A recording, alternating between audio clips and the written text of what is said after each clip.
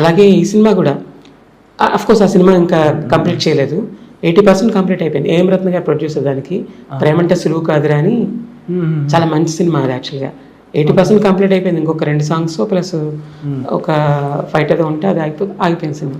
Okay, చాలా బాధ అనిపిస్తుంది కొన్ని. అట్లీస్ట్ అవి పడుంటే మళ్ళీ ఆయన కంబ్యాక్ అంతా వచ్చి నిజంగా చాలా మంచి ప్రొఫైల్ ఉన్న సినిమా ఆ సినిమాకి. వర్షం చాలా ఆయన మళ్ళీ జీవితం మొత్తం మారిపోవడం నాకు తెలిసి. ప్రభాస్ గారిదే అంత మారిందంటే వర్షం మరి.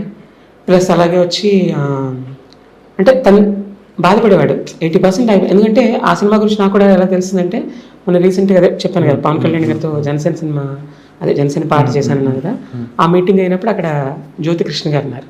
జ్యోతికృష్ణ గారు అంటే ఏం రత్న గారు కొడుకు అబ్బాయి. జ్యోతికృష్ణ గారు ఉండి ఆయన అప్పట్లో గుర్తుపట్టి నేను ఇలాగా అంటే నీ మనసు నాకు తెలుసు సినిమా కూడా ఆయన చేసిన ఫస్ట్ సినిమా.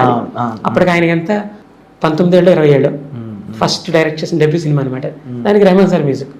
ఆ టైంలో నేను అక్కడ ఉన్నాను. సో ఆ టాపిక్ గుర్తొచ్చి నేను మాట్లాడుకున్నాను అనమాట. మేము మాట్లాడుకున్నప్పుడు ఈ టాపిక్ కూడా అన్నయ్య టాపిక్ కూడా మాట్లాడాను. మాట్లాడితే ఇలాగా ఇంటప్పటికి ఆయన కూడా బాధపడ్డారు. లేదండి ఏం జరిగిందో మాకు తెలియదు మధ్యలోని సినిమా ఆగిపోయింది, అదైతే తెలుసు నాకు. 80% సినిమా ఆగిపోయింది. ఏం రత్న గారు కూడా అన్నారట వాడికి మంచి లైఫ్ వస్తుంది యాక్చువల్గా ఆ సినిమా, కానీ ఎందుకో ఆగింది అని చెప్పి.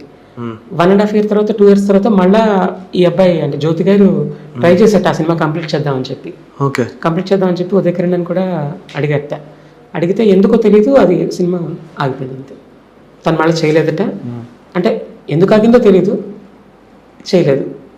ఆ సినిమా వచ్చి ఉంటే అసలు నెక్స్ట్ లెవెల్. ఎందుకంటే సూర్య మూవీస్ అంటే మాటలు కాదు కదా ఏం రత్న గారిది. ఎంతమందికి లైఫ్ ఇచ్చింది ఆ సినిమా.